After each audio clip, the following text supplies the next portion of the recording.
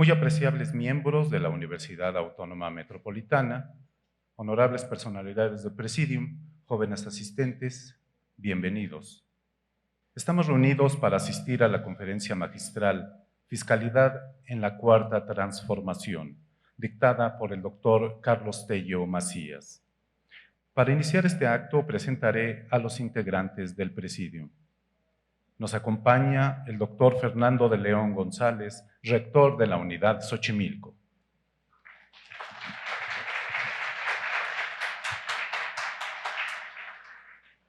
Es un gusto contar con la presencia del doctor Federico Novello Urdanibia, profesor investigador del Departamento de Producción Económica de nuestra unidad.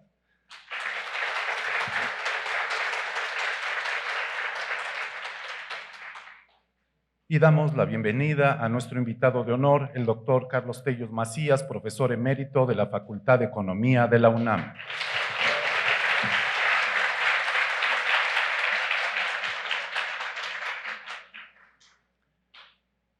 Para iniciar este acto, el doctor Fernando de León González, rector de la Unidad Xochimilco, dará la bienvenida a esta actividad académica. Y buenos días a todas y a todos. Me da mucho gusto esta iniciativa que tuvo el doctor Federico Novello de invitar al doctor Carlos Tello Macías a brindarnos una conferencia sobre fiscalidad en la Cuarta Transformación. Desde el primer momento en que llegó la propuesta, comentamos la pertinencia del tema y cuanto más por tratarse de una gestión que todavía no cumple un primer año y que la revisión de estos temas para nuestros estudiantes de licenciatura y de posgrado, sobre todo de la licenciatura en economía, pues es algo bastante importante. Me da mucho gusto tenerlo aquí, doctor Carlos Tello. Es un honor. Hay múltiples vínculos entre la persona del doctor Carlos Tello y la UAM. Él fue miembro de la junta directiva de nuestra institución allá por los años 80, o sea, 10 años de fundación de la universidad. Él estuvo 3 o 4 años como miembro de la junta directiva tomando decisiones muy importantes. Recibió también el doctorado honoris causa, entiendo que fue en 2014, otorgado por el Colegio Académico de nuestra universidad. Y un poco en la antesala, en los comentarios, cuando le dimos la bienvenida a las instalaciones de la universidad, subrayábamos esta faceta de el gran vínculo que tiene la UNAM con la fundación de nuestra institución. Sin duda la UNAM ha sido la institución que proveyó de mayores recursos humanos, de equipos de trabajo en las 3 unidades que dieron origen a nuestra universidad. Pues me da mucho gusto tener aquí a quien fue el primer titular de la Secretaría de Programación y Presupuesto, que tiene un sello en la historia contemporánea de México. Y una parte que yo admiro particularmente es, después de haber hecho esta labor y esta entrega al servicio público de nuestro país, el regreso como académico y como un académico fuerte y como un conocedor de la economía nacional que haya continuado y que esté activo como un investigador nacional nivel 3, en fin, felicidades por su trayectoria y es un honor tenerlo en UAM Xochimilco. Gracias.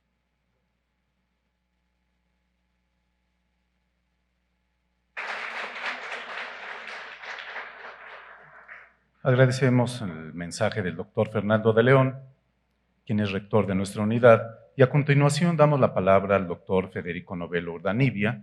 Como ya lo dije, él es profesor investigador de esta unidad y nos hablará acerca de la trayectoria de nuestro invitado, el doctor Carlos Tello Macías, y por supuesto dará la palabra a nuestro invitado para que nos comparta la conferencia magistral Fiscalidad en la Cuarta Transformación. Por favor, Federico. Muy buenos días. El doctor Carlos Tello, además de estas notables actividades que ha tenido en el gobierno mexicano, tuvo todavía una más cercana con la creación de la UAM como subsecretario de Hacienda durante el gobierno de Echeverría, que es el año en el que esta universidad es creada en 1974. Carlos Tello ha sido director de Financiera Nacional Azucarera, director del Instituto Nacional Indigenista, embajador de México en la Unión Soviética, y le tocó la transición de la Unión Soviética a Rusia, embajador de México en Portugal, embajador de México en Cuba, cónsul en San Francisco, en el estado de California, y un funcionario excepcional por lo que hizo como funcionario y por la forma en la que dejó de ser funcionario de la Secretaría de Programación y Presupuesto. Carlos Tello tiene una obra extraordinaria desde el punto de vista de la historia económica y de la historia a secas del país, desde lo que fue su candidata a tesis de doctorado, nada más ni nada menos que con Nicolás Kaldor, y que es un libro clásico sobre la tenencia de la tierra en México, editada por el Instituto de Investigaciones Sociales de la UNAM en 1967. De ahí al texto que ahora algunos de los presentes han leído para la presentación que va a hacer Carlos el día de hoy, la economía política de las finanzas públicas. La producción de Carlos ha recorrido prácticamente los momentos claves tanto de la política económica como de la profunda desigualdad que caracteriza a nuestra sociedad. La revolución de los ricos es un libro extraordinario. Hay un emblema que es el trabajo que elaboró al lado de Rolando Cordera, La disputa por la nación, y existe una autobiografía, yo diría una precoz autobiografía, porque Carlos sigue haciendo muchísimas cosas y pareciera que el tiempo para hacer el corte todavía está por venir, pero es un texto extraordinario. Ahora recuerdo, el título también es extraordinario. Y Carlos ha sido un brillante profesor tanto de licenciatura como de posgrado dentro y fuera del país, investigador nacional en el nivel más alto, y pues yo diría que entre los textos que es absolutamente recomendable que se conozcan aquí, a mí todos me gustan, pero concretamente Estado y Desarrollo, que sería una revisión de lo que ha sido el funcionamiento de la sociedad, la gestión pública y los acercamientos al desarrollo de la economía mexicana durante el siglo XX y hasta ya bien entrado el siglo XXI, es un texto indispensable. Inicialmente, en el programa que estoy trabajando con los alumnos de la Maestría en Políticas Públicas, me atreví yo a programar una presentación de Carlos para ese grupo. Lo platiqué alguna vez con el rector de la UAM Xochimilco. La huelga dio tiempo para platicar de muchas cosas y hablamos de esta, y surgió la idea de hacerlo de manera mucho más amplia para beneficio de todos ustedes. Entonces, vamos a escuchar, van a tener ustedes el privilegio de escuchar a un intelectual que es ya, con su existencia, una vida en la vida de México, como diría de sí mismo el maestro Jesús Silva Herzog, y esperamos que la calidad de la conferencia sea correspondida por la calidad de las preguntas que esperamos nos manden por escrito. Acuérdense ustedes que las preguntas que se argumentan son como los chistes que se explican. O son muy malos chistes o son muy malas preguntas. Entonces nos mandan por escrito las preguntas después de la conferencia y le vamos a pedir al doctor Tello que les dé respuesta. Bienvenido, Carlos, y muchas gracias a ustedes por su atención.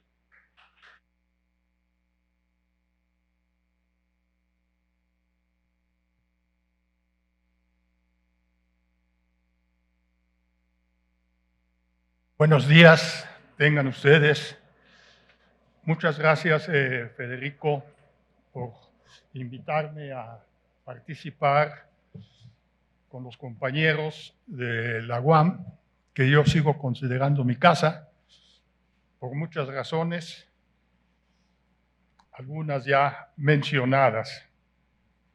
Antes de leer, les quiero decir que la información que utilizo está tomada, uno, de este documento que año con año se presenta en México por la Secretaría de Hacienda, que el Ejecutivo, por conducto de la Secretaría de Hacienda, envía al Congreso, que consiste en los criterios generales de política, la ley de ingresos y el presupuesto de egresos. Esto apenas fue aprobado por el Congreso pues hace 6 meses. Y tiene mucha información. Y ya fue elaborado y presentado por este gobierno, el actual. El segundo documento en que me apoyo es uno que acaba de ser enviado al Congreso también, que es el Plan Nacional de Desarrollo, en sus 2 versiones. Tiene una breve y una amplia. A veces no hay mucha armonía entre las dos, pero son documentos importantes que los interesados en la marcha de la economía mexicana deben leer.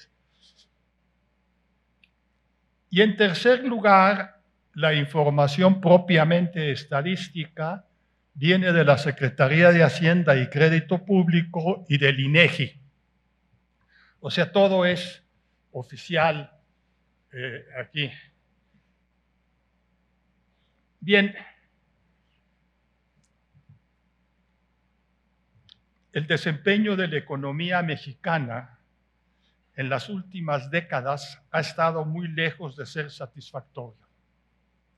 El crecimiento del Producto Interno Bruto por persona durante los últimos 36 años ha sido en promedio menor al 1% al año en términos reales, muy por debajo del crecimiento logrado entre 1934 y 1982, que promedió alrededor de 3% al año. También ha estado por debajo del logrado en varias economías en desarrollo, emergentes, y desde luego del logrado por el resto de los países miembros de la Organización de Cooperación y Desarrollo Económico, la OCDE. El ingreso por persona en México ha divergido en los últimos 36 años en lugar de converger hacia los niveles de los países industrialmente avanzados e incluso de varias de las economías emergentes.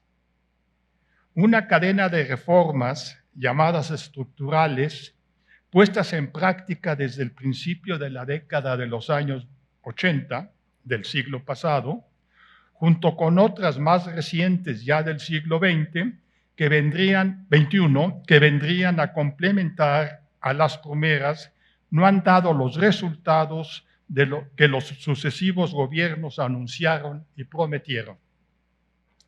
Más bien, han dejado un saldo ampliamente documentado, no solo de bajo crecimiento económico, sino también de mayor concentración de la riqueza y del ingreso, elevados niveles de pobreza, alta informalidad en el mercado de trabajo y deterioro en las condiciones de existencia de la enorme mayoría de la población, en particular en las áreas de salud, seguridad social y educación.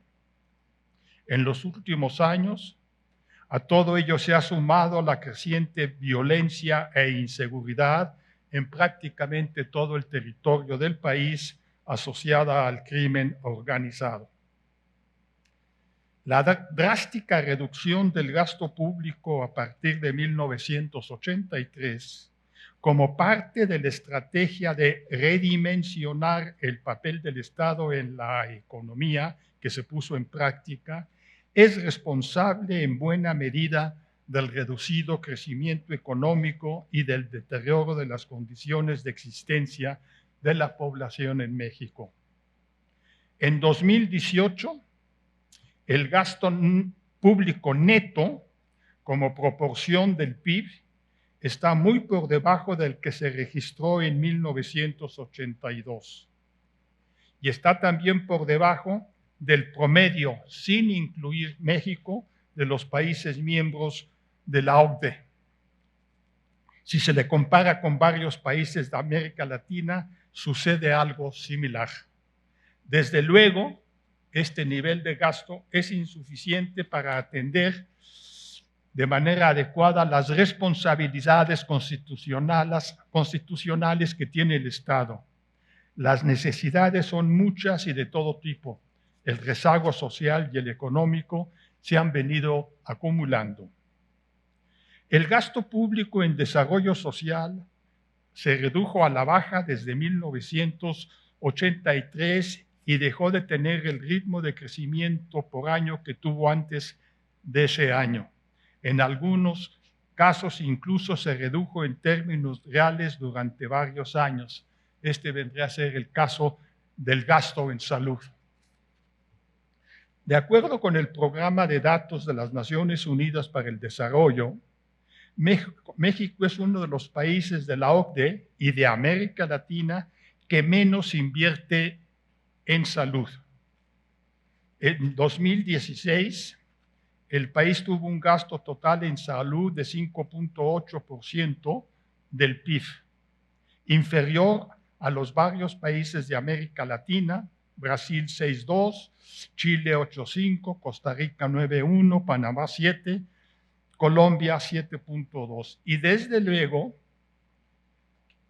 por debajo de lo que invirtieron en promedio, sin incluir a México, los países miembros de la OCDE, alrededor de 10%. Y también por debajo de los países de América Latina, sin incluir México, que fue de 7.4.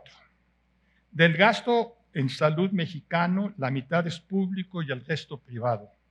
Desde 90, el gasto público en salud ha promediado 2.5% del producto. Ello hace que el servicio que se proporciona no sea siempre suficiente y adecuado. En la actualidad, la seguridad social, que tan solo cubre al 56% de la población, se caracteriza por ser incompleta, tanto por el porcentaje de población que cubre, como por la falta de seguros que proporciona, por ejemplo, el seguro de desempleo. La seguridad social y el sistema de salud asociado está fragmentada, ya que son varias las entidades que la atienden, está también desfinanciada y la calidad es desigual.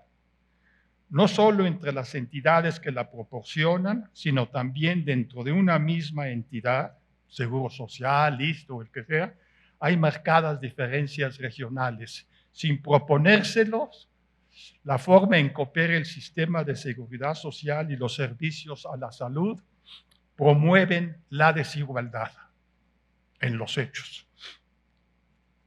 La cobertura básica, la cobertura de la educación básica ha avanzado y, aunque hay marcadas diferencias regionales, la escolaridad promedio ya es de un poquito más de 9 años. También hay diferencias importantes, algunas significativas, en el estado general de los planteles. Servicios básicos como los de electricidad, agua potable, sanitarios, bibliotecas, laboratorios, espacios para el deporte no existen en un porcentaje considerable de los planteles. Y el entorno comunitario y familiar que prevalece alrededor de los planteles limitan enormemente la formación de los estudiantes. El gasto público en educación ha sido en promedio de alrededor de 3% del producto y el gasto público por alumno, por ciclo escolar, que es el indicador adecuado, es considerablemente bajo, inferior al de todos los países miembros de la OCDE y también inferior al que registra la CEPAL para varios países de América Latina. El gasto público por alumno, entre otros factores, afecta las potencialidades individuales. Los datos más recientes de la muestra del Programa Internacional de Evaluación de Estudiantes, PISA por sus siglas en inglés, indican que en la actualidad la mitad de los estudiantes en los campos de lectura y en ciencias y cerca del 60% en matemáticas no tienen dominio sólido en estas competencias.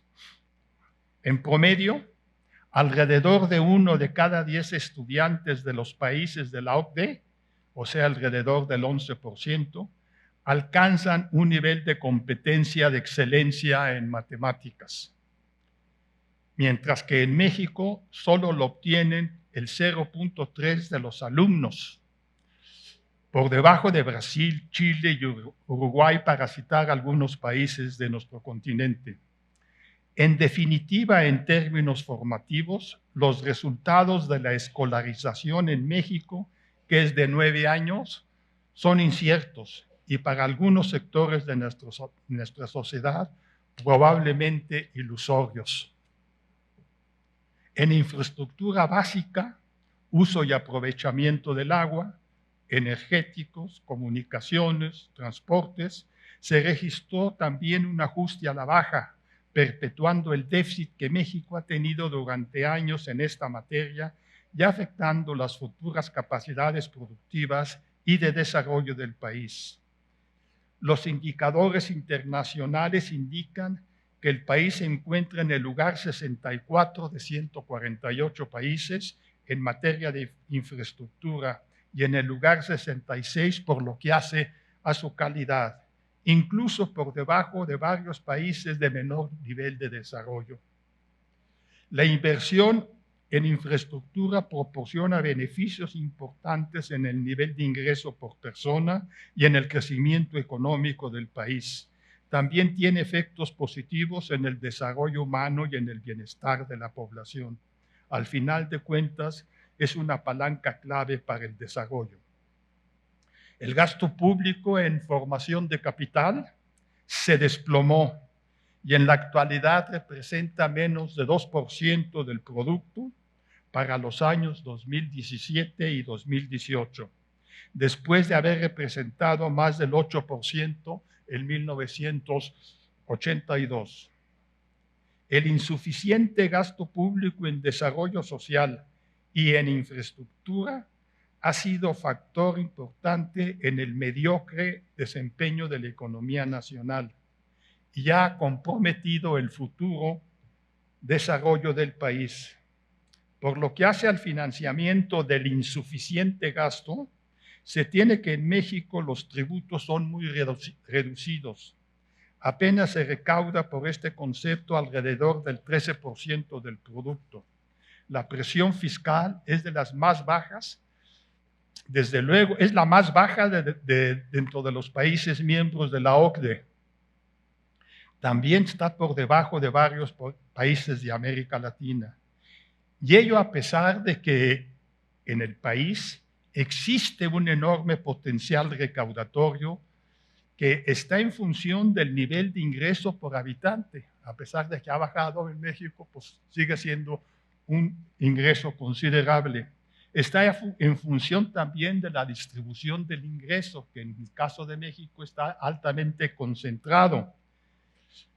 Está en función de la parte del ingreso generado que va a utilidades privadas en comparación con la inversión que los particulares llevan a cabo.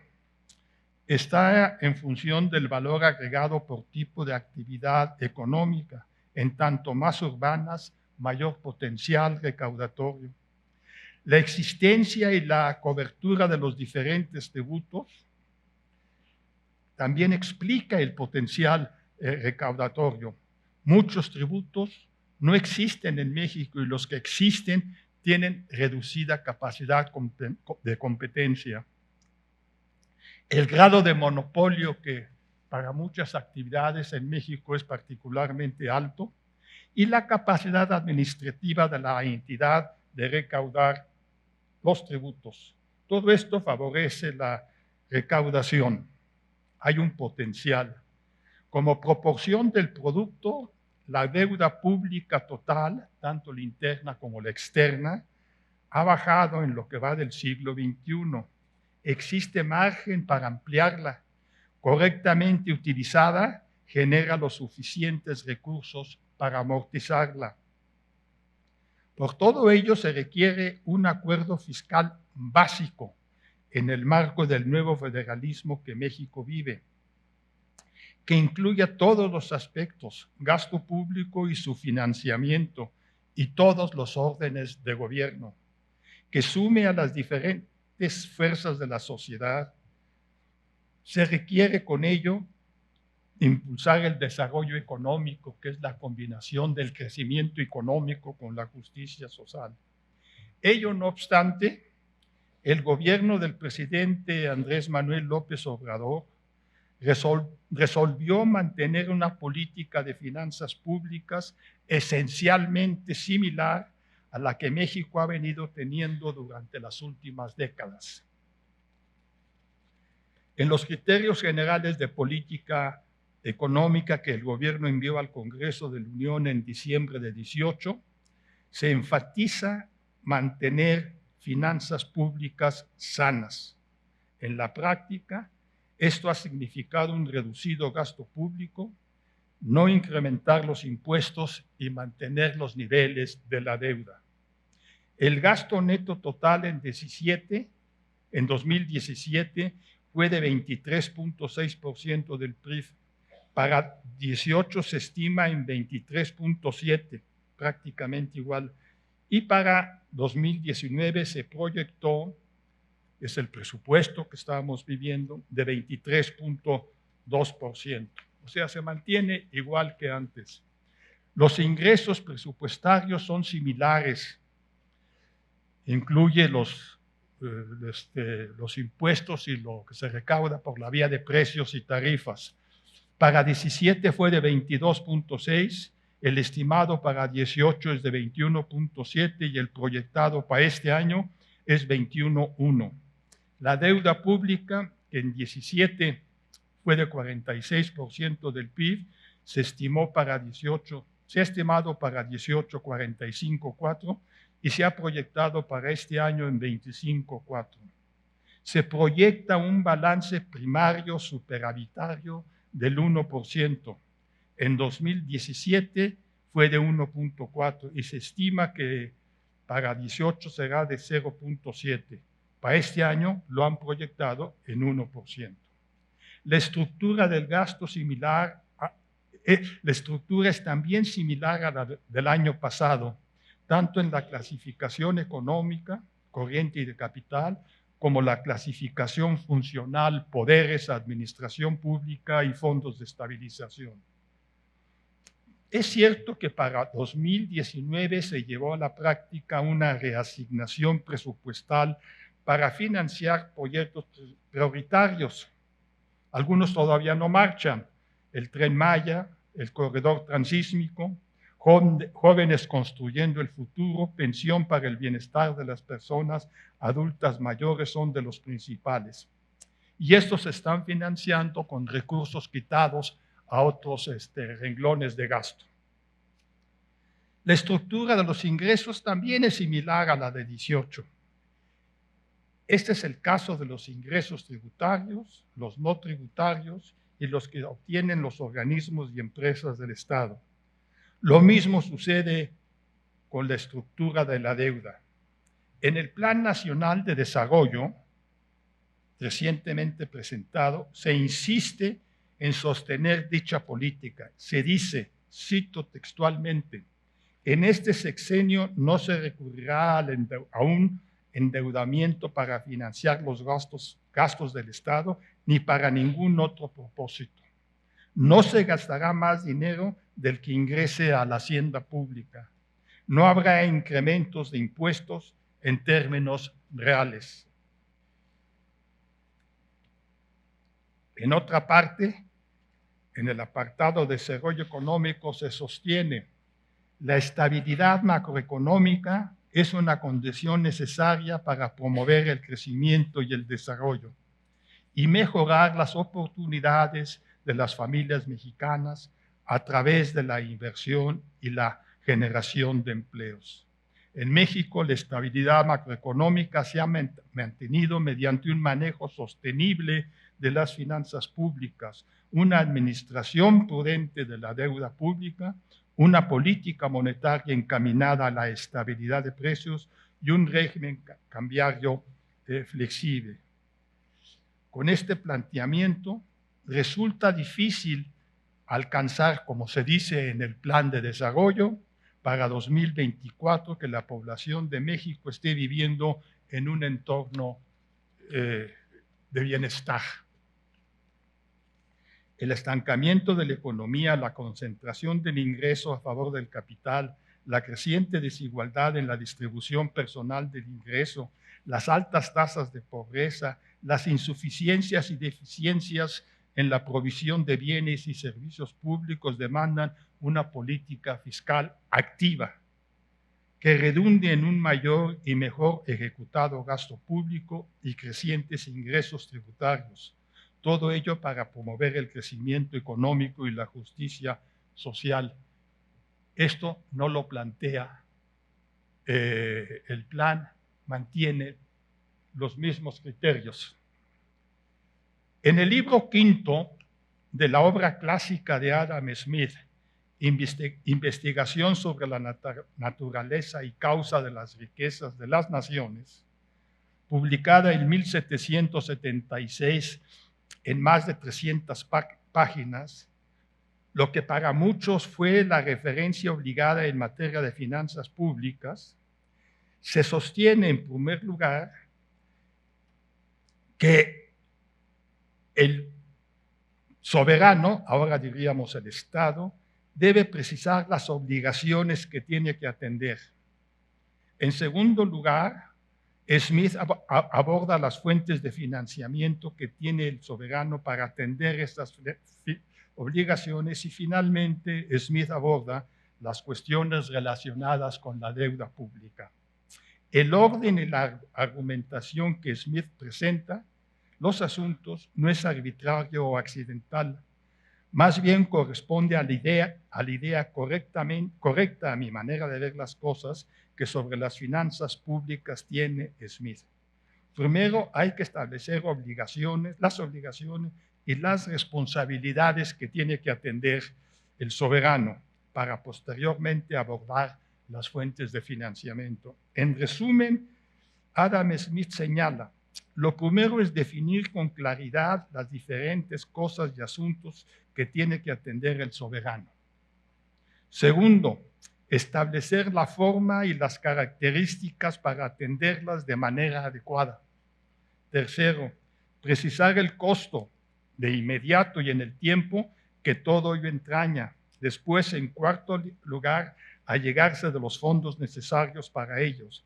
Se necesita saber para qué se va a utilizar el dinero que al pueblo se le quita por la vía de impuestos. Finalmente, en quinto lugar, recurrir a la deuda pública cuando ello es conveniente, posible o necesario. A diferencia de lo que en 1776 recomendaba Adam Smith y de lo que actualmente sucede en muchas otras partes del mundo, en México todavía lo hacemos para 2019 las cosas en esta materia al revés. Hacemos justamente lo que los clásicos de las finanzas públicas señalan que no hay que hacer. Primero, en México estimamos para un año determinado la cantidad de recursos, impuestos más crédito que el Estado dispone, ley de ingresos, para después proceder a distribuir entre las diferentes partidas de gastos esos ingresos, presupuesto de egresos. Es decir, las condiciones de carácter financiero determinan lo que el Estado va a hacer y no las condiciones programáticas.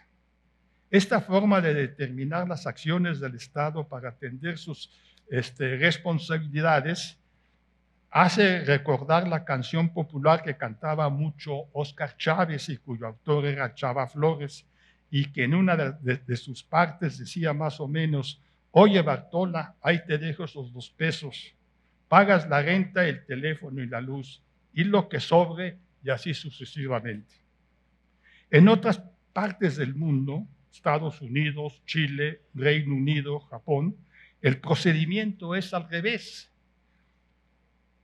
Primero se establece lo que se tiene que hacer para después buscar los recursos para financiarlo.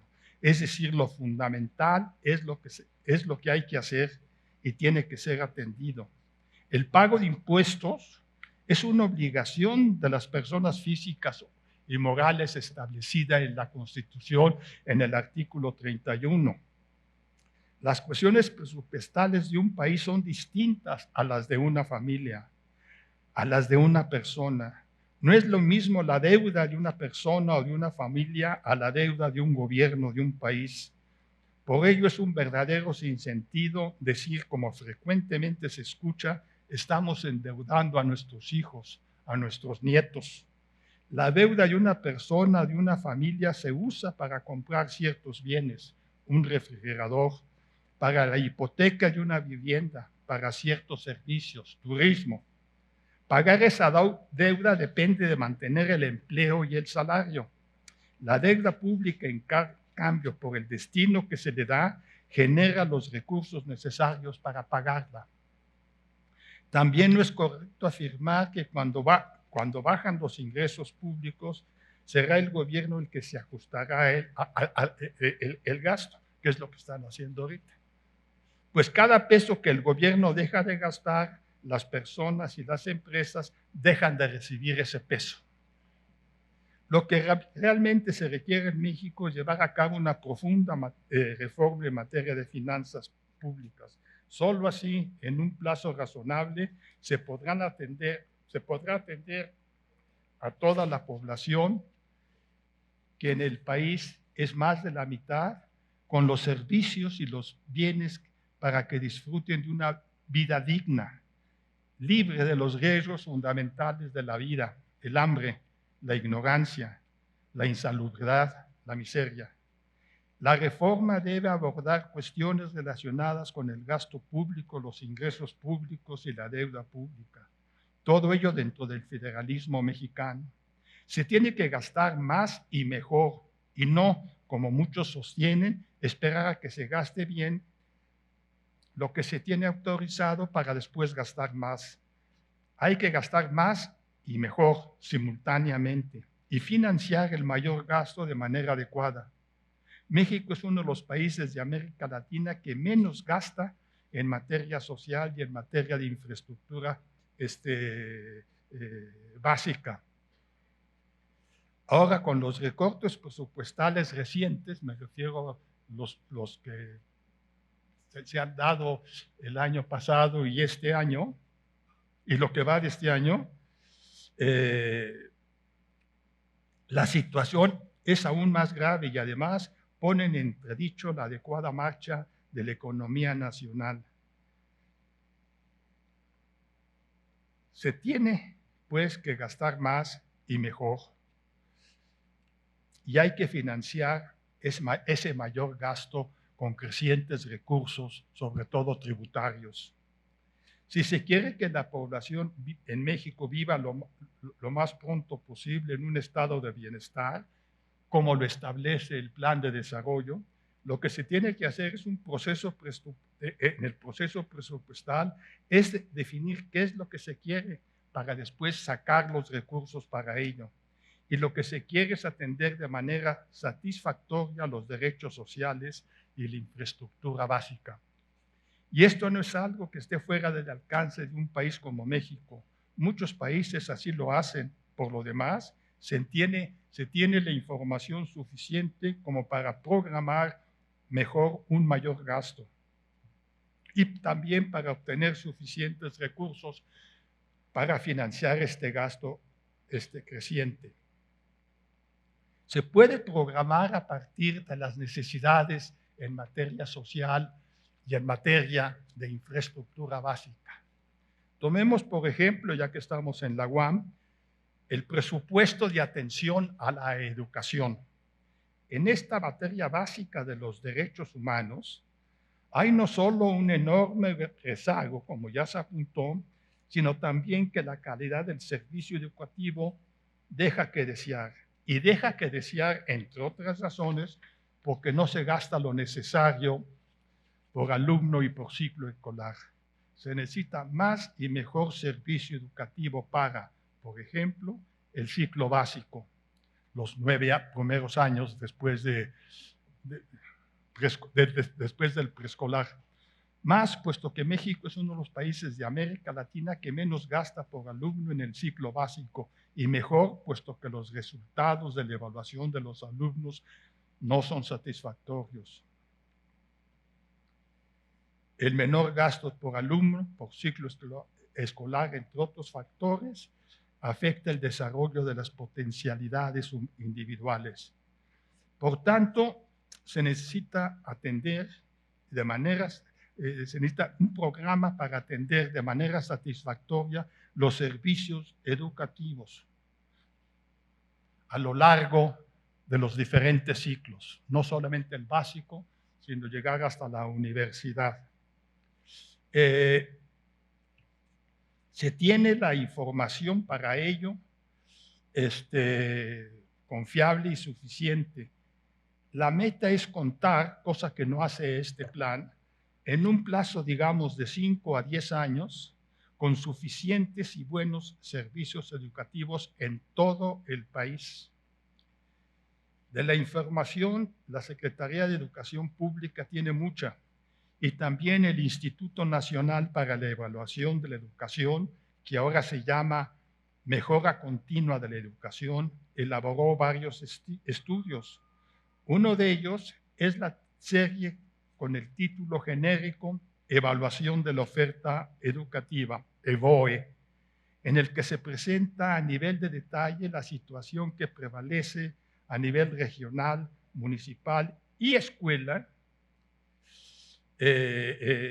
Indicadores. En noviembre de 17 se difundió dentro de esta serie un estudio sobre la situación que prevalece en el bachillerato. Entre otras cosas, se señala que 4 de cada 10 preparatorias no cuentan con acervos bibliohemorográficos y 3 de cada 10 carecen de acceso al Internet. Por ello, con base en la información, es indispensable armar los grupos de trabajo necesarios a nivel local y a nivel nacional, y siempre contando con los interesados, maestros, alumnos, familias, autoridades locales y nacionales. Para ello se necesita elaborar varios programas y establecer metas. Escuelas, nuevas escuelas y mejorar las existentes y equiparlas bien. Es decir, solo un dato, más de 8 escuelas no tienen bibliotecas. Calcúlenle. Eso ya nos dice mucho sobre el campo y método de la enseñanza. Entonces, nuevas escuelas, mejorar las existentes y equiparlas bien. Profesores, preparación y mejoramiento de la planta de maestros, directores y demás personal académico, personal administrativo y de mantenimiento y conservación, cambio curricular a lo largo de los años, cambios en los métodos de enseñanza, resultados de las evaluaciones periódicas, como mencionaba la de PISA, situación socioeconómica de las zonas y de las comunidades urbanas y rurales, y la situación que ahí prevalece porque afecta en el desempeño de la enseñanza. En definitiva, se tiene que precisar todo lo que hay que hacer, incluyendo el desayuno escolar. Muchos niños llegan con el estómago vacíos a la primaria, y distribuir de manera adecuada en el tiempo los programas y metas, y tomando en cuenta la capacidad de manejo y de ejecución. Una vez hecho esto, será necesario costearlo a precios de un solo año y precisarlo para todos y cada uno de los subprogramas. De esta manera se tendría un programa anual, nacional y regional, con costos anuales y metas para alcanzar, bien equilibrado y bien elaborado. Habría simultáneamente que hacer programas para los diferentes servicios a partir de las deficiencias que existen, para superarlas y tener mayor cobertura: salud, seguridad social, vivienda, alimentación, infraestructura local y otros. Además, se tendrían que elaborar programas similares en materia de infraestructura. Por ejemplo, las comunicaciones. Basta ver los mapas que publica la Secretaría de Comunicaciones y Transportes y ver que no hay carreteras en todo el sureste. Después al sur de Puebla ya dejan de existir carreteras.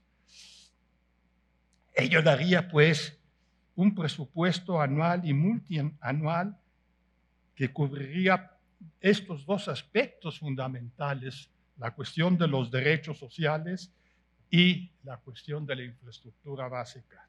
Vendría la cuestión del financiamiento. Hay que buscarlos por todas partes. Mejorar la eficiencia en el gasto, que daría ciertos ahorros.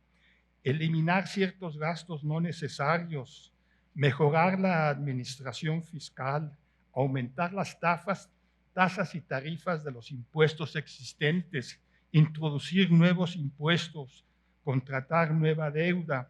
Invitar al sector privado a que coopere en la construcción de la infraestructura y otras fuentes de financiamiento. Si después de hacer todos estos esfuerzos, verdaderamente hacerlos para financiar el programa, y no se obtienen los recursos necesarios, pues se pasará a hacer los ajustes del caso. En México, el gobierno tiene que hacer lo que la Constitución establece a partir de las reformas de junio de 2011. Ya son 8 años. La de los derechos humanos, del artículo 1 constitucional, que estableció en este artículo los principios de universalidad, interdependencia, indivisibilidad y progresividad en materia social.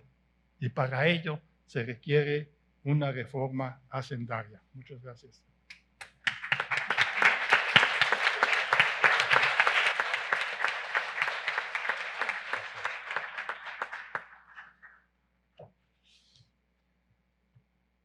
Agradecemos mucho al doctor Tello su presentación y esperamos que hagan llegar sus preguntas a la mesa. Yo quisiera hacer un breve comentario porque la advertencia que nos hace al comienzo de su alocución el doctor Tello está hablando de las fuentes de información. No es un acto de recriminación, sino es el tipo de información que el propio Estado ofrece, junto con, y esto quisiera yo enfatizarlo, junto con la oferta de tener desde el Estado mexicano para el país una vida austera en momentos en los que el debate nos habla de lo peligroso que es el término austeridad, de las consecuencias económicas que ha tenido la austeridad, de la capacidad que en el sector salud tiene la austeridad de matar a los pacientes, y en ese sentido la ambigüedad del término se ha puesto al servicio de una enorme confusión en México. Hoy tenemos en la prensa una declaración del subsecretario de Educación Superior refiriéndose a una superélite de personal universitario que tiene ingresos mayores que los que el propio presidente se ha fijado. Es decir, la oferta parecería ser la bondad de un empobrecimiento colectivo en el que el futuro del país simplemente carezca de perspectivas.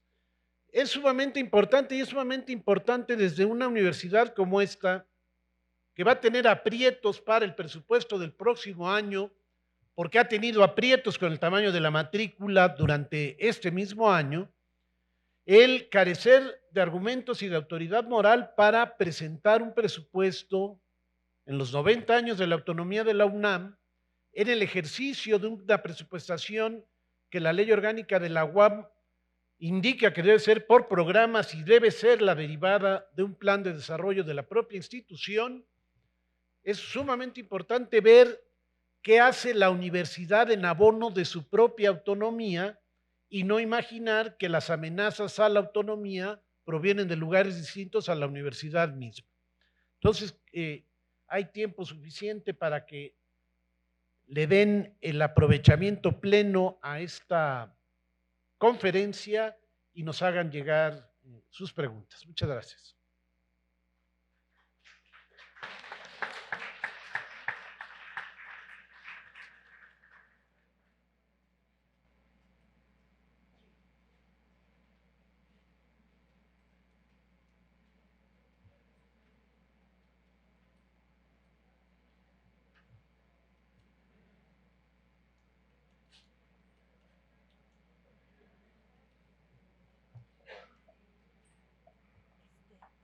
¿Se las voy entregando? Sí. Están todos escribiendo.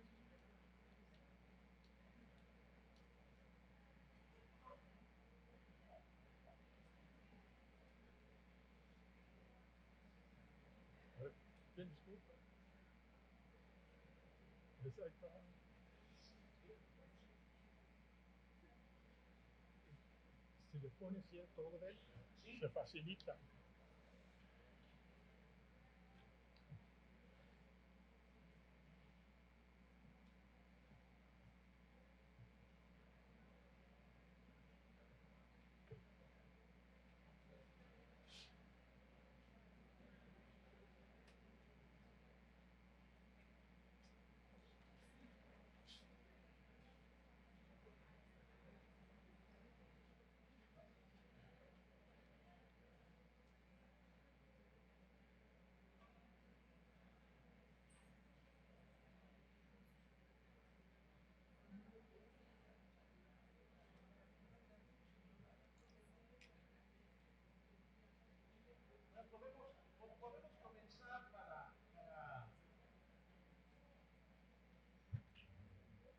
Para aprovechar el tiempo, hay preguntas realmente muy buenas. Yo les agradezco mucho que las hagan llegar.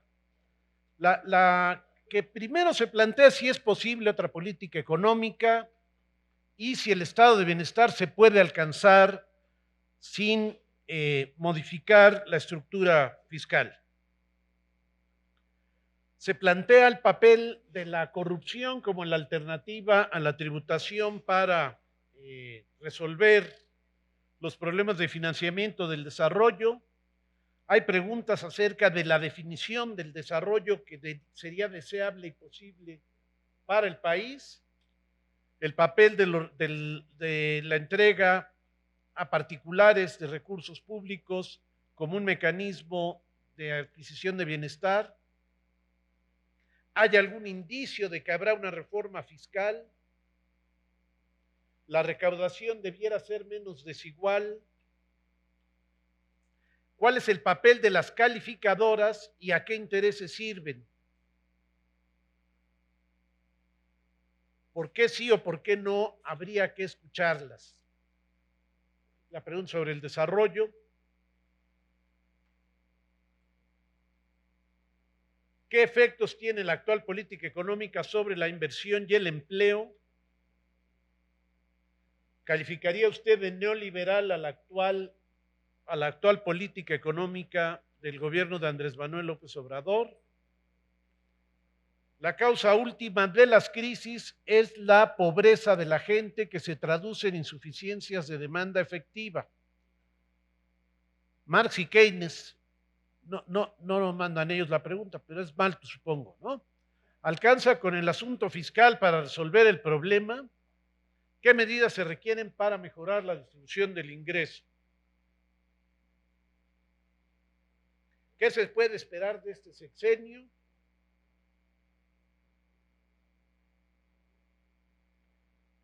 Habrá nuevas políticas que obedezcan a modelos de crecimiento diferentes a los neoclásicos y endógenos con base en su análisis del plan de desarrollo.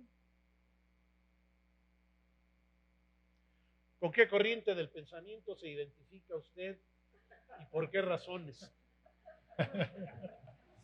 Voy a mandar a que lean mi libro.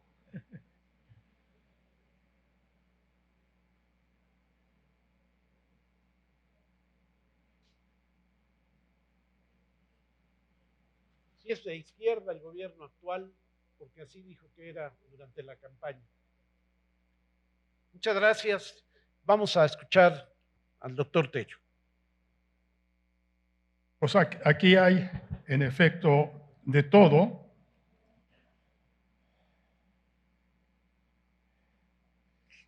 Se habla de que la corrupción es una variable que está relacionada de manera directa con la causa de la pobreza. ¿Qué opina usted de esto? Bueno, sin duda la corrupción no es algo que favorezca un desarrollo económico, que lo definí como crecimiento económico y justicia social. Todo lo contrario. Al no favorecer el desarrollo económico y la justicia social, pues provoca pobreza. Entonces sí, yo sí pienso que es una de las causas de la pobreza. Para su punto de vista, ¿piensa que México fue o es perdedor con el nuevo TECMEC? ¿Qué panorama hubiese sido si nos hubiéramos salido?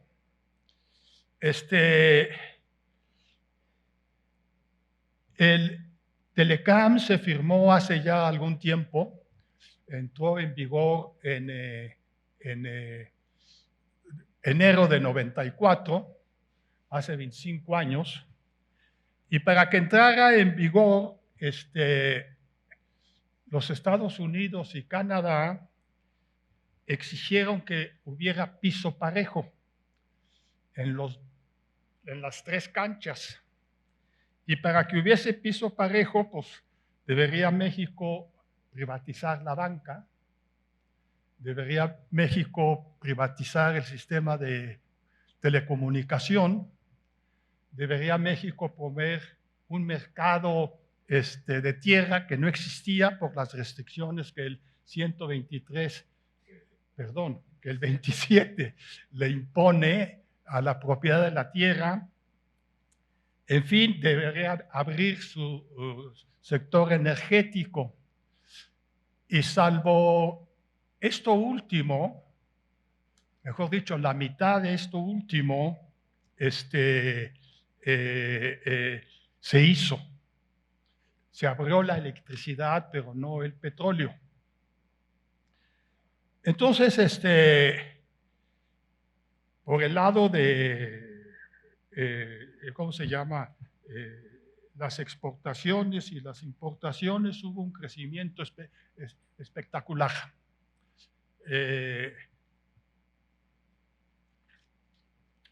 Y en esa medida fue lo que jaló las exportaciones, el crecimiento económico, el poco que hubo. Precisamente por su antigüedad, era necesario revisarlo. Eso sí pienso yo. Y no pienso que haya sido México en estas negociaciones recientes un perdedor en el nuevo TECMEC. Si nos hubiéramos salido, hubiéramos tenido que negociar de estado a estado en un acuerdo tripartito. Y creo que para mí el hecho de que Canadá estuviera entre los 3 miembros ayudaba a la relación México-Estados Unidos. Era un contrapeso. Eso sí, en este proceso de exportación creciente y de inversión extranjera creciente, pues fuimos cada vez más dependientes de Estados Unidos como porcentaje de nuestro intercambio y cada vez más dependiente en los movimientos de capital. De tal manera que tenemos que negociar con Estados Unidos. Pero en conjunto pienso que estuvo bien.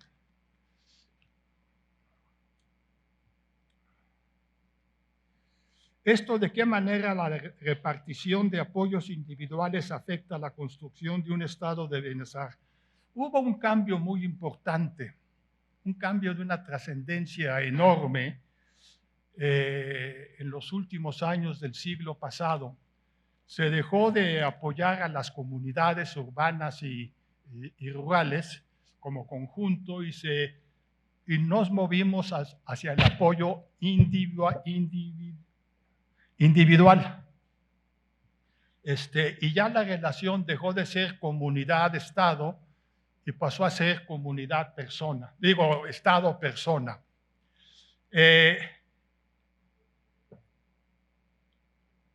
Ayuda a las personas esto, pero un estado de bienestar es más importante que la ayuda a una persona. Es un entorno favorable al desenvolvimiento de las personas. Esto es así en salud, en educación, en comunicaciones y todo eso. Entonces, pienso yo que si nada más hay apoyos individuales, se afecta negativamente la construcción de un estado de bienestar. Sobre el papel de las calificadoras, quiénes son, qué intereses tienen y por qué sí o por qué no, habría que escucharlas. ¿A qué se refiere con desarrollo? ¿Qué debemos entender por desarrollo? Nuestro apetito es alcanzar los núcleos de desarrollo acordado por la comunidad internacional o los organismos de la OCDE, sí o no, ¿por qué? Ha habido una discusión prolongada a lo largo de los años sobre qué es desarrollo y cómo medirlo, qué debe entenderse por ello.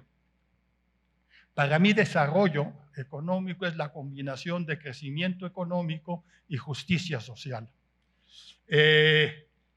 Durante muchos años, el indicador por excelencia que se utilizó fue el nivel de ingreso por persona para medir el desarrollo de los países y las comparaciones. Después, con el tiempo, se pasó a ese índice de desarrollo humano, también de las Naciones Unidas, que combinó indicadores de ingreso con indicadores de salud y de indicadores de educación. Eso continuó evolucionando y empezó a hablarse a partir de un estudio que solicitó Sarkozy, presidente francés, de cómo medir el desarrollo. Y ese estudio lo hicieron, ¿cómo se llama? Amartya Sen, y se me va ahorita el nombre del otro. Stiglitz, muchas gracias. Y entonces empezaron a construir indicadores combinados. México, por su parte, empezó a construir el índice de pobreza multidimensional, que combina satisfacción de necesidades y nivel de ingreso, de necesidades sociales.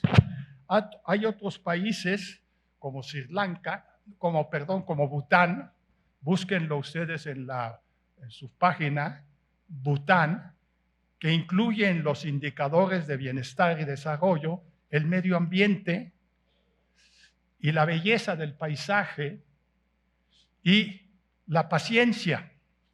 Yo me inclino mucho por este indicador de Bután. Son cosas muy importantes.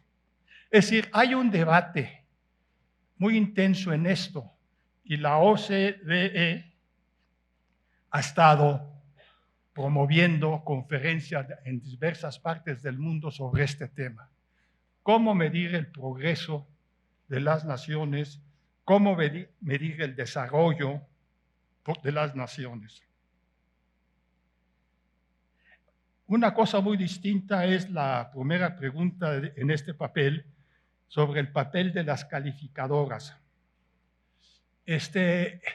Las calificadoras surgieron no hace mucho, si mal no recuerdo, en la década de los años 80 del siglo pasado, como una necesidad objetiva de los bancos que prestaban el dinero. En lugar de ellos hacer un análisis de cada país o de cada empresa dentro de un país, se lo encargaron a un grupo de estudio. De esta manera redujeron costos y las evaluaciones se hacían. Yo no sé cuánto tiempo. Porque luego ya después no me detienen. Y entonces empezaron a actuar estas calificadoras. ¿Quiénes son? Son empresas que proporcionan un servicio a la banca que presta a los países y a las empresas sobre todo que cotizan en las bolsas de valores, que son las que piden prestado. ¿Quiénes son? Son esos. ¿Qué intereses tienen? Aquí hay un conflicto de intereses. Quieren servir a la banca, pero también les interesa mantener cierta independencia, porque mantener la independencia les permite seguir siendo calificadoras y no convertirse en simple y sencillamente un departamento de la banca. Entonces hay conflicto de intereses.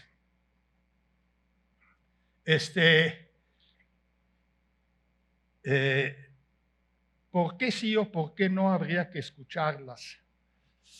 Bueno, es que sí tienen influencia. Lo estamos viendo en este momento con lo que hizo Fitch y lo que hizo Moody's sobre Pemex. Automáticamente bajaron sus valores por la opinión de Fitch. Y va a ser más difícil y más costoso contratar con ellos deuda. Yo en general tengo mala opinión de las calificadoras, pero esa es mi opinión, que no significa mucho. Sí juegan un papel, sí tienen intereses, y sí hay que escucharlas. Ya existen.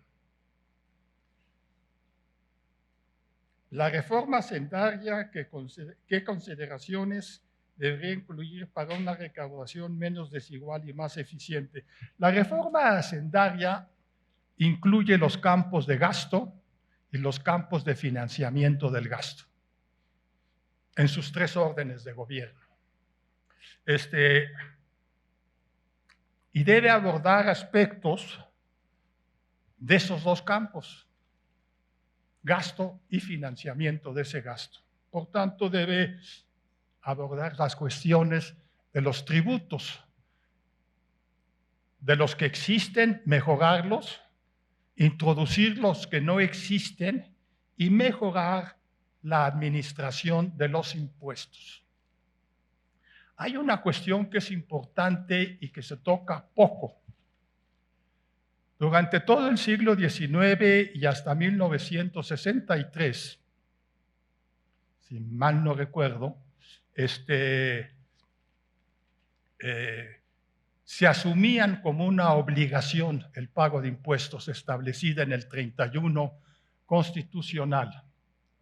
Sin embargo, unos empresarios se ampararon y llevaron el juicio de amparo hasta la Suprema Corte de Justicia. Y desde 63 a la fecha, la Suprema Corte dijo en 63, y a la fecha sigue siendo, que los impuestos no es una obligación, sino un derecho, y por tanto sujeto a amparo, como se ampara uno por algo que sucede en otros los derechos. Esto afectó mucho todo el sistema de administración tributaria, y es lo que debería corregirse. Pero se lo dejamos a los abogados, que son los que saben de estas cosas. Y claro, para ser más eficiente debe mejorar el SAT y debe mejorar la recaudación con nuevos impuestos y mejorar los existentes.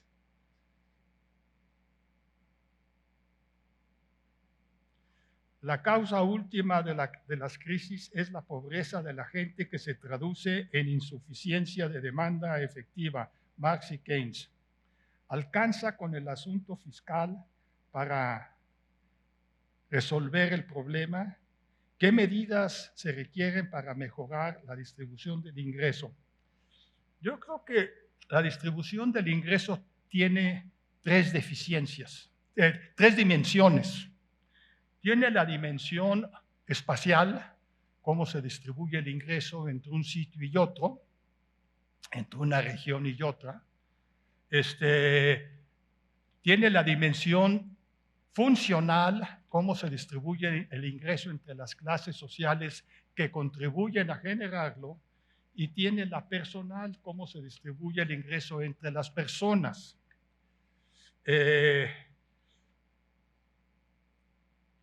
Entonces, para cada una de estas dimensiones hay temas que atender. La dimensión espacial está asociada a esta visión que introdujo Trotsky en el libro 1905 del desarrollo desigual y combinado, que después ya en América Latina trabajó mucho en eso, fue el economista brasileño Celso Furtado. Aquí en México también, híjole, ese me fue el nombre. No. Bueno, ahorita se me fue. El caso es que el éxito del norte de México, para usar un ejemplo, en parte se debe a sus esfuerzos, no digo que no, pero en parte se debe a la pobreza del sur. La pobreza del sur, tenemos un ejemplo. ¿Por qué se mantienen bajos los ingresos? Porque existe una enorme reserva de trabajadores informales. Eso mantiene bajos los sueldos. Esa es la cosa esta de desarrollo desigual combinado. El asunto fiscal no ayuda a, nada más el asunto fiscal no ayuda a resolver el problema de la pobreza o de la insuficiencia. Sí es una parte importante, pero no es suficiente.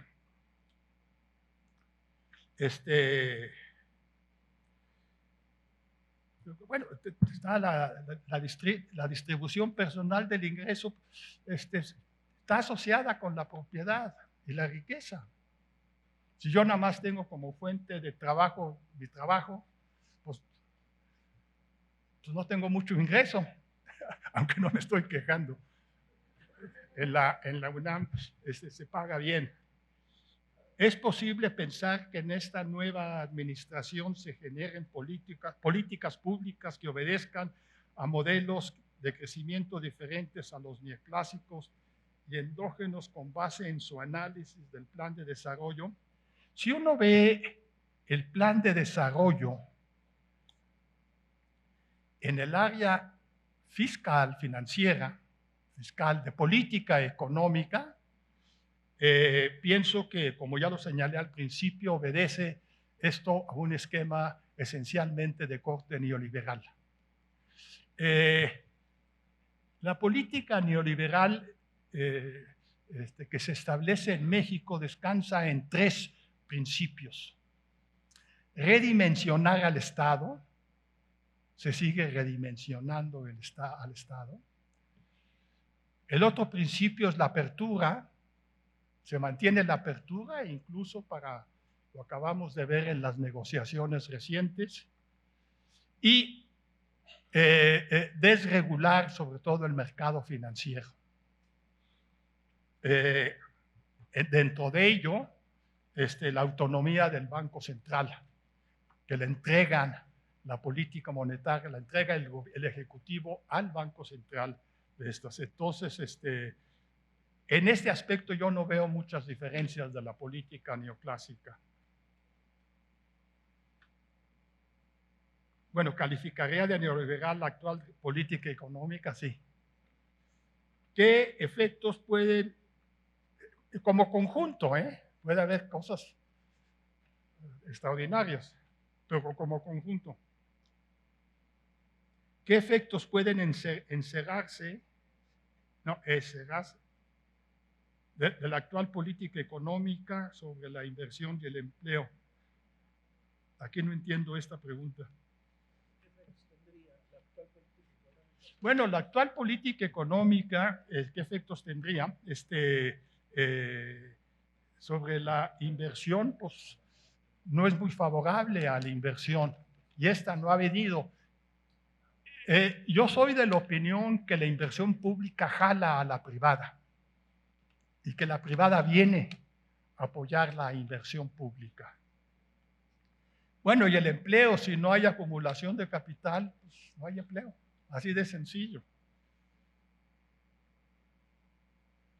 ¿Es otra política económica posible? Yo pienso que sí. Yo esperaba que iba a venir una nueva política, pero no.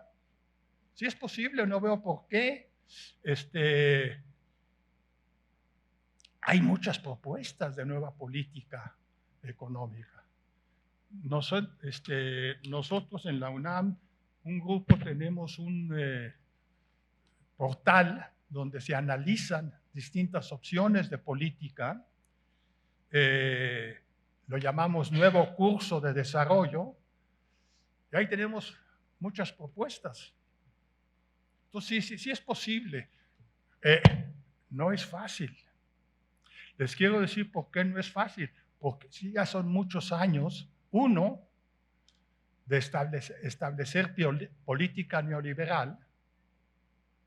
Esta se estableció en los 80s después de una lucha bestial que Rolando Cordera y yo relatamos en la disputa por la nación y ganó la política neoliberal. Echarla para atrás no va a ser fácil. Ahorita si usted se para en el, no sé, si usted se para en el Congreso y dice hay que devolverle al Ejecutivo el Banco de México, le chiflan todos. Nadie lo quiere, así es la cosa.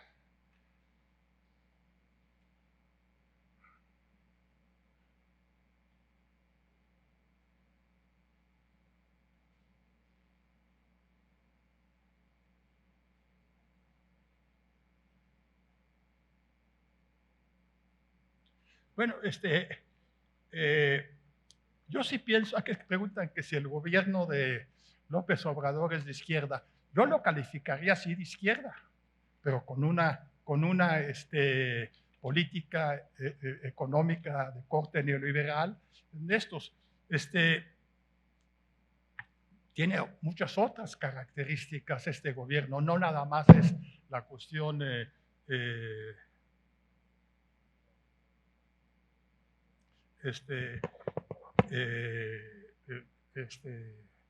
calificar un gobierno por la política fiscal.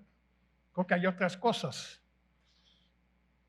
Con la implantación de los programas sociales de AMLO, ¿cree usted que realmente se abata la pobreza o que estos son simplemente paliativos? Son apoyos a las personas.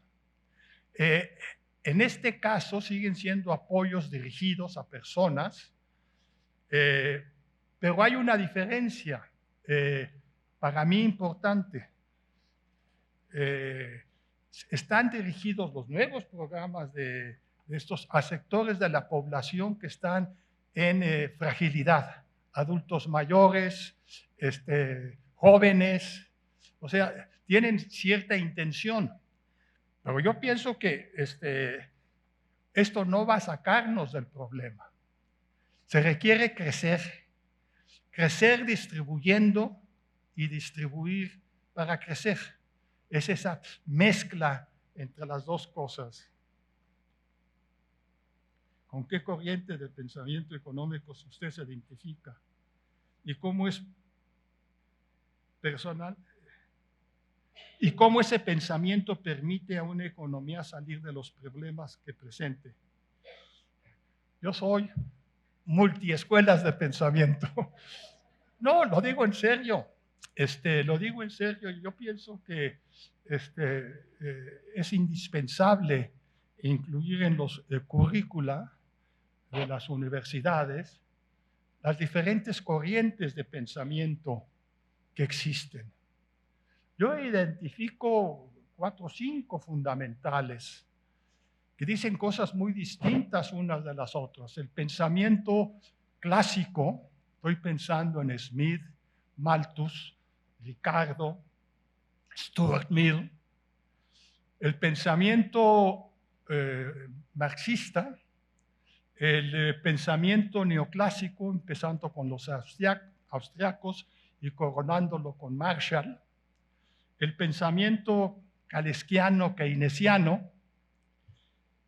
Luego, los posteriores, ¿no? Los llamados post-keynesianos. Entonces, yo creo que hay que tomar de todo. Es muy interesante ver cómo el concepto de la renta de Ricardo, la renta, lo que va a los terratenientes del ingreso, de ahí se deriva Marx y de ahí se deriva Marshall. O sea, dos gentes totalmente, pero su padre es el mismo. ¿Qué cree esperar del sexenio de AMLO? ¿Cree que las propuestas de AMLO durante su candidatura se puedan cumplir o las cumplan? Pocos candidatos tienen detrás de sí incluso varios libros sobre su proyecto que quieren promover. Hasta ahora, todo puede cambiar, pero hasta ahora, y tomando en cuenta lo que está en el plan, va a estar muy difícil que lo cumplan, sobre todo lo relacionado con la inversión, el empleo y la justicia social. Está difícil. Es difícil. ¿Por qué? Porque no se están haciendo las cosas que a mi juicio deberían.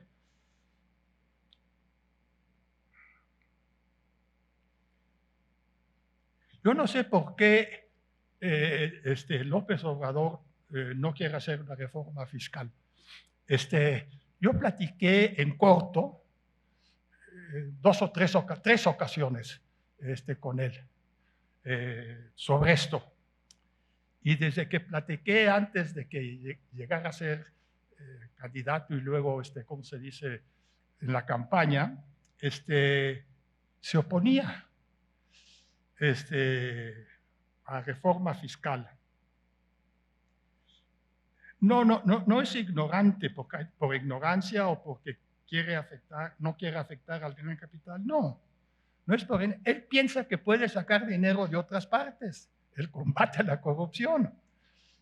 Me imagino que algo sacará, pero la magnitud de lo que se necesita, si ustedes hacen el esfuerzo presupuestal, como yo sugiero, a partir de necesidades no satisfechas, y no simplemente nada más por inercia, que es como se hacen los presupuestos, por inercia. Este año tuve 10, dame 2% más, ¿no? Y así se van acumulando, ¿no? Si se hace, verá que no hay ese dinero, entonces hay que sacarlo. Ha dicho que a partir del 3er año va a introducir una reforma fiscal. Vamos a ver.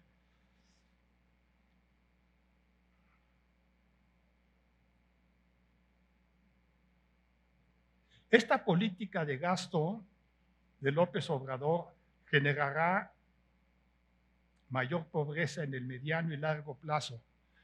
Bueno, si no se modifica el gasto, va a empezar a disminuir el gasto en salud, el gasto en educación, el gasto en seguridad social, el gasto en alimentación, el gasto en vivienda, es decir, gastos muy importantes, el gasto en medio ambiente, y cuidarlo, ¿no? O sea, sí, no ayuda esta política de gasto ni mucho menos.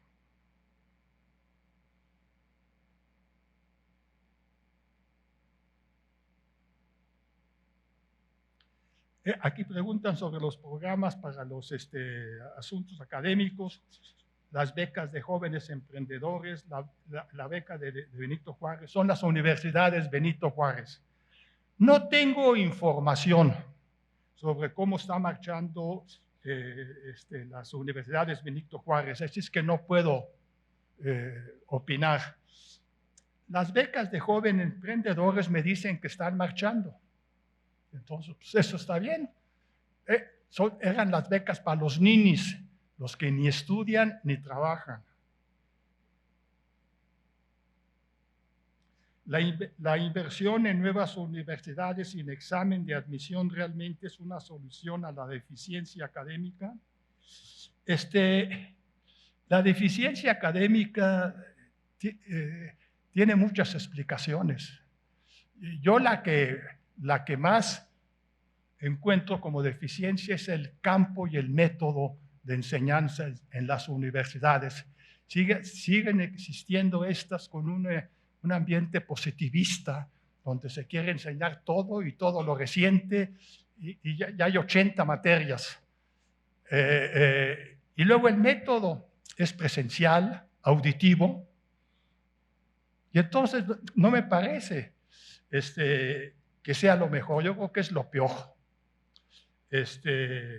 Entonces, pues no sé si van a seguir así con estas universidades Benito Juárez. Las reformas estructurales, las tasas de recaudación relativas al ingreso personal fueran reducidas. Perdón, ahorita volvemos. No entiendo. ¿Qué opina de los programas sociales del presidente Manuel? Ya es Presidentes Construyendo el Futuro, 100 universidades.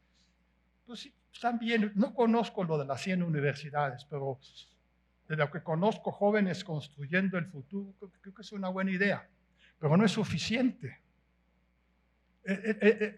Mi tesis es que yo leí en algún momento que del artículo primero constitucional se derivan distintos principios. Deben ser complementarios y simultáneos, tanto en educación como en salud. Es decir, recuerdan ustedes los principios.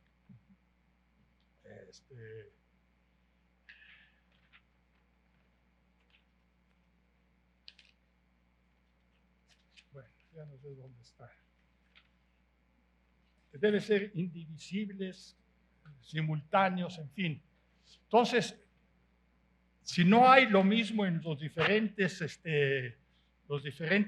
aspectos de la sociales, no se va a avanzar.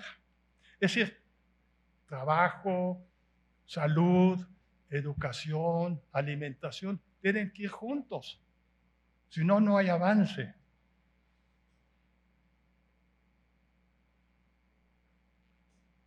Sí, a mí me parece mal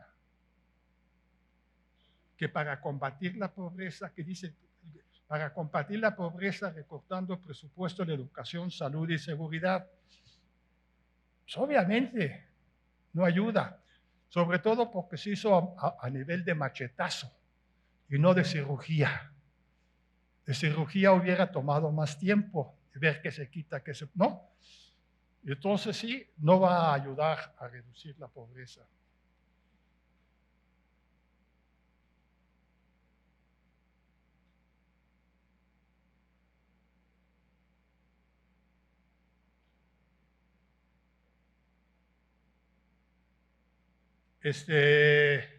en el contexto mundial actual, ¿por qué parece más necesario enfocarse en la distribución de la riqueza mediante impuestos sobre la misma e incrementar el gasto social?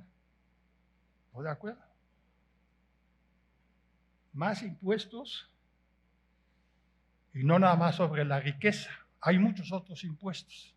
La transmisión de la riqueza es muy importante. Aquí no existe impuesto sobre sucesiones. Increíble, pero pues no hay. Que es como se transmite la riqueza, ¿eh?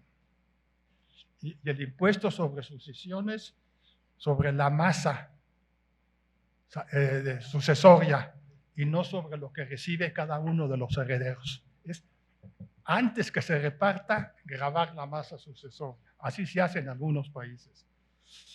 ¿Cómo retener el capital golondrina en el país ante la histórica amenaza de la huida de las empresas como en tiempos de Echeverría? En tiempos de Echeverría no hubo muchas empresas que huyeron, muy pocas, al contrario, aumentó mucho la inversión privada y privada extranjera.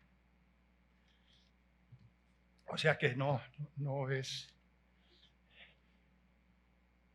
La empresa viene y se instala, tanto nacional como extranjera, porque hay posibilidades de ganancia. Así de sencillo. Y si estas existen, están aquí y ya hay posibilidades. Según un artículo publicado el día martes 11 de junio en el sitio de la revista Forbes, mientras han ido aumentando los crímenes, se disminuyó el gasto en seguridad. ¿Cuál es su pronóstico en materia de seguridad para el resto del sexenio? Las medidas que corresponden a la austeridad republicana implementadas por el gobierno de la Cuarta Transformación, ¿en qué medidas son responsables de la seguridad del país? Yo en materia de seguridad no tengo la más mínima idea. Simple y sencillamente no sé. Entre muchas otras cosas sobre seguridad no sé. Siento que la información que sale indica que está habiendo mayor inseguridad. Pero hasta ahí llega mi conocimiento. ¿Qué opina usted sobre la lógica de la austeridad republicana de AMLO para combatir la corrupción? Si es bien sabido que esta pertenece a un modelo representativo de modelo neoliberal y por lo que se ha evidenciado AMLO está en contra del neoliberalismo. ¿Cuáles han sido las consecuencias que ha enfrentado la sociedad mexicana debido a la reducción del gasto público? Bueno, esto ya he comentado. La austeridad republicana, como lo ha presentado Andrés Manuel López Obrador, está enfocada a ciertos detalles simbólicos, muchos de ellos. No viajar en primera clase los funcionarios, que no tengan chofer y muchos coches, ellos y sus esposas, en fin, ciertas cuestiones, reducción de sueldo. Por esto no está relacionado con la corrupción. Hay que combatir la corrupción, pero no está relacionado con la austeridad republicana a mi manera de ver. La reducción del gasto público pues no ayuda a la marcha de la economía.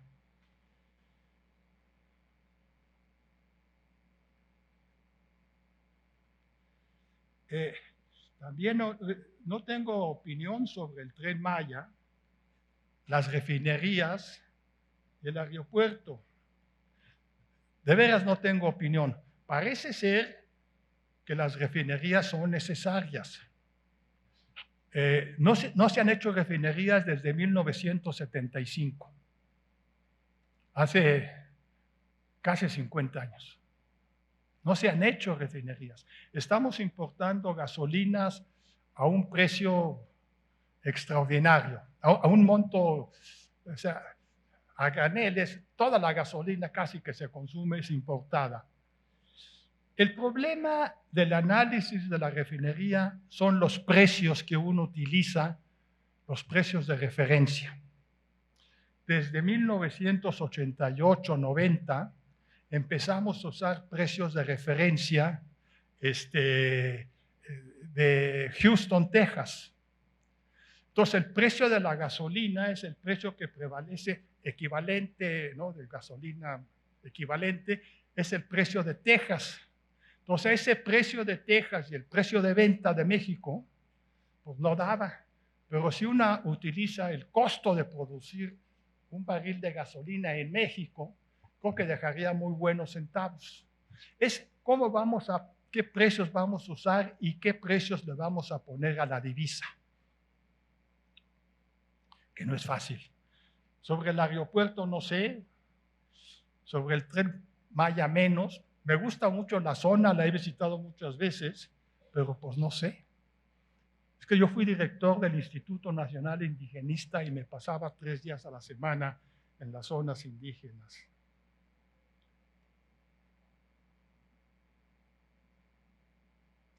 Que si se lleve a llamar la cuarta transformación a lo que se propone por Andrés Manuel, pues en el área de finanzas públicas, no.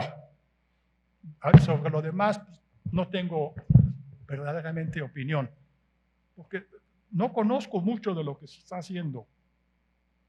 Mencionó que una de las claves principales para mejorar académicamente es la inversión en la educación, hacer más escuelas, equipar las existentes. ¿Qué opina usted de los nuevos universidades sin examen de admisión? El Instituto de Estudios Superiores de la Ciudad de México es una estrategia adecuada. Pienso que en general es fácil entrar a la educación superior, con exámenes o sin exámenes. Es fácil entrar, no hay obstáculos fuertes. Y los exámenes de admisión, tal y como han sido, no han impedido el crecimiento ni han mejorado la educación. Tenemos un sistema fácil de entrar, pero difícil de salir con éxito. Por eso las pirámides de los estudiantes son auténticas pirámides. Entonces, el examen de admisión no garantiza nada. Puede garantizar que entren los que tienen mejor resultado, que en principio tienen mayores habilidades y capacidades, pero no garantiza el éxito. Entre el número de gente que entra a la UNAM, por ejemplo, y el que sale con éxito, es muy reducido. Ya hay un examen de admisión. Yo pienso que el sistema es muy trabajoso. Yo entré a donde estudié a través de entrevistas y escribiendo ensayos. Me daban, por ejemplo, una cuartilla y un papel. Escribe un ensayo sobre lo que usted quiera en este papel, en una cuartilla. Y luego ya lo leían quien debía de leerlo y me calificaban así. Era un sofisma, pero lo aceptaba yo, porque si iba yo a escoger cualquier tema, se supone que iba yo a escoger sobre el que más sabía yo. Entonces, pues debería estar súper bien. Ya le digo, no creo que es suficiente el examen de admisión.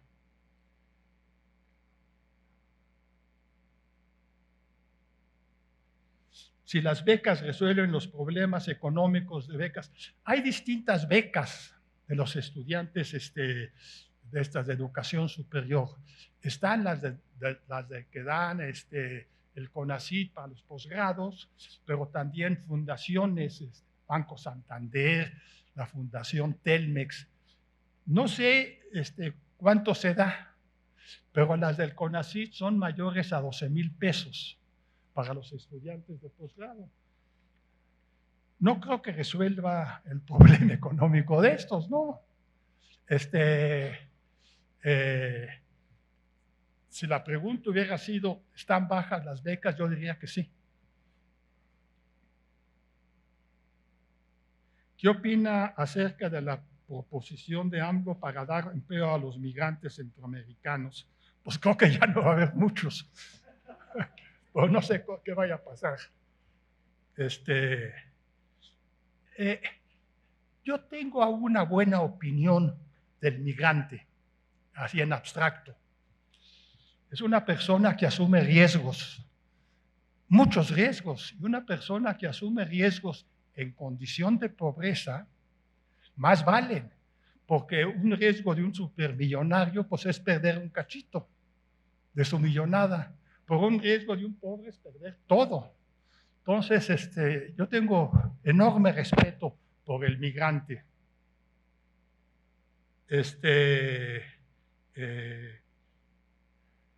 Entonces, seguramente muchos de ellos ya están trabajando en lo que sea, porque la opción es no comer.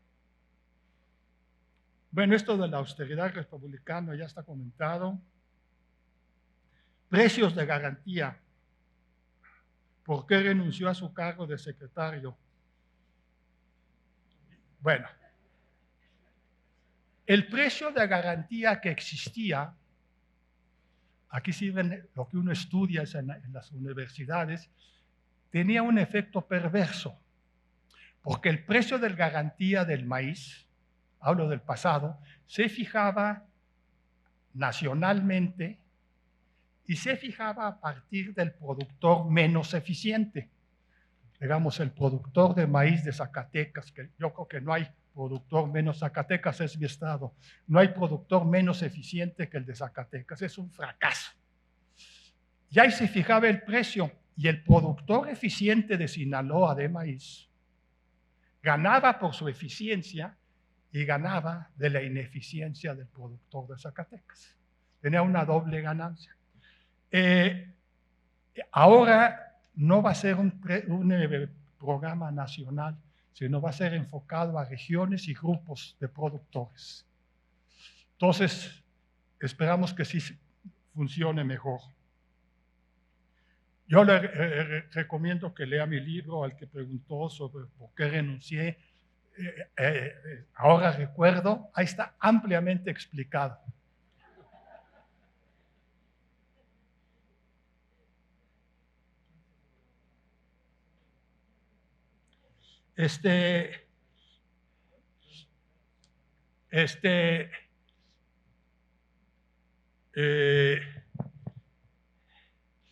Hay esta cuestión, porque aquí hay una pregunta sobre la reforma cultural de los contribuyentes. El contribuyente se resiste a pagar, porque dice, ¿por qué voy a pagar si voy a o se lo roban, el contribuyente no ilustrado, o va a tener un mal servicio a cambio? Ese es, digamos, el mundo en que se mueve el contribuyente muchas veces. Bueno, pues no se lo roban. Estamos aquí para darnos cuenta que se gasta y se gasta bien. A veces el servicio no es eficiente, pero el servicio no es eficiente y entonces ¿para qué gasto si no me va a dar un buen servicio salud? Bueno, es que para que me dé un buen servicio se necesita gastar más. Todo cuesta.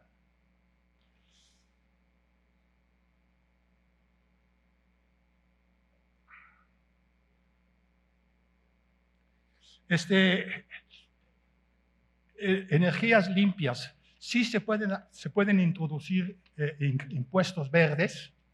Aquí el impuesto verde más importante es el impuesto a la gasolina, pero se puede hacer más y estimular las energías limpias que están creciendo mucho en México, la solar y la eólica.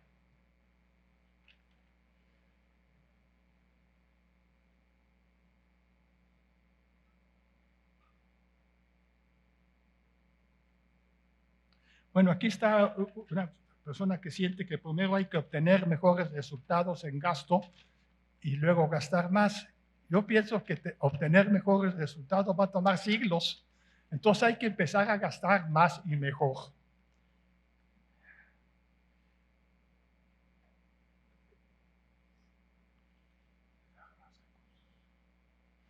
¿De qué sirve entregar más recursos cuando no se gastan adecuadamente? Sí se gasta mucho adecuadamente, ¿eh? Pero pues, en fin.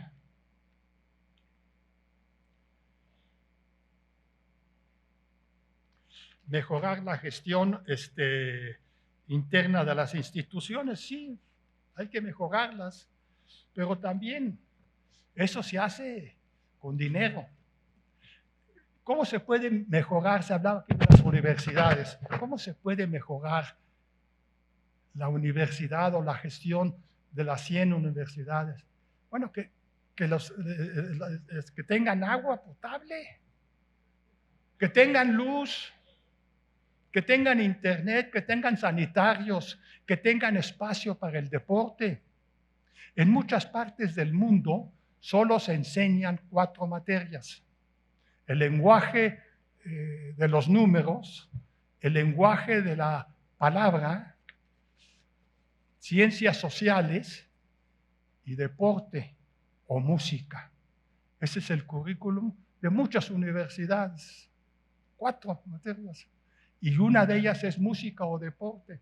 Aquí yo recuerdo que hace poco hubo un problema de obesidad, y entonces pusieron a hacer deporte en las escuelas primarias y tenían que hacer tablas de gimnasia en el aula. ¿Te imaginas? Grotesco. No debe haber una escuela sin lugar para hacer deporte. Y cuando yo estudié aquí en una escuela que está en la avenida Chapultepec y Cuauhtémoc, una escuela pública muy buena, en la materia música, porque teníamos como 16 o 17 materias, eran, ¿cómo se dice? Orfeo. Eso no es música, eso es orfeo. Impuesto sobre la renta progresivo, desde luego que impuesto sobre la renta progresivo. Muy progresivo. Es pésimo el impuesto sobre la renta, es pésimo por 2 razones, por falta de progresividad y por todos los tratamientos especiales que recibe el causante, sobre todo la empresa. Ese fue el resumen de ¿Eh? Fue el resumen. Lo de impuesto progresivo es el resumen de esto. ¿Cuál cree que sea el principal problema de las políticas públicas en México? Pues no creo que haya un remedio para todas las políticas públicas. Hay algunas que funcionan muy bien. Pues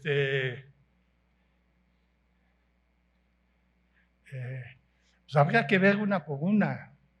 Yo creo que no se puede generalizar así. Esa es mi opinión.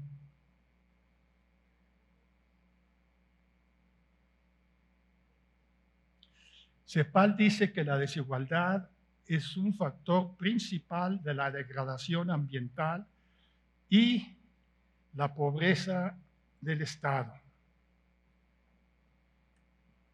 Pues eso está difícil, ¿no? O sea,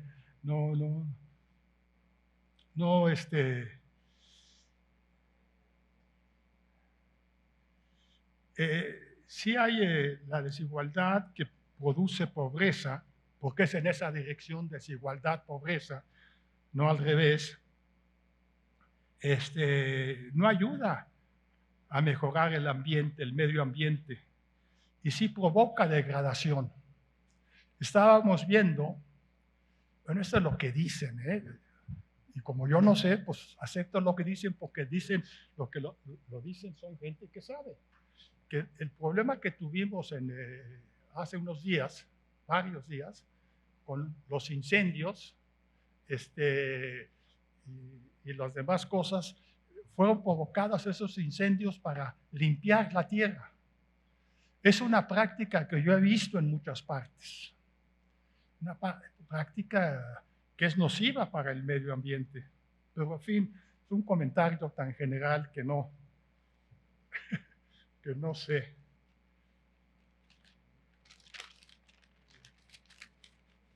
Muchas gracias por las preguntas.